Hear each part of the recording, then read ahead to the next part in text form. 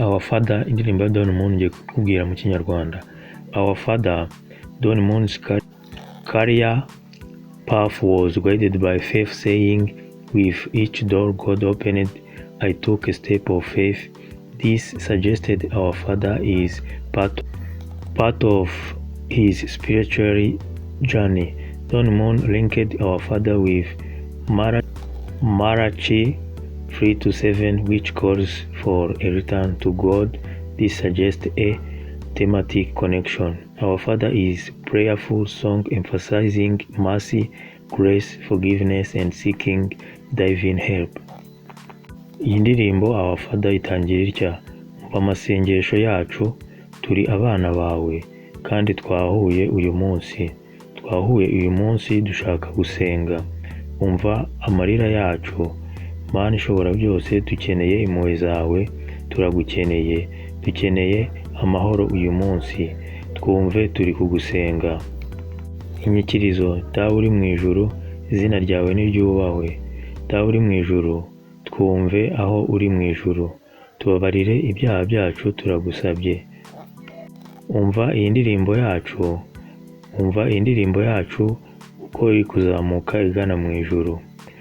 Icyubahiro cyawe nikiganze ku isi kugeza iteka ryose. Kiza imitima yacu, dukuremo ikintu cyose cyaba ari kibi ndetse kitwitambika mu nzira tukugana. Duhe urukundo uyu munsi, Mana ishobora byose. Nubwo turi bakeya, gusa dukikijwe na benshi bamaze kwambuka uriya mugezi, kandi turifuza ko iyi ndirimbo izaririmbwa iteka ryose kubera ko izina ryawe ni ritagatifu.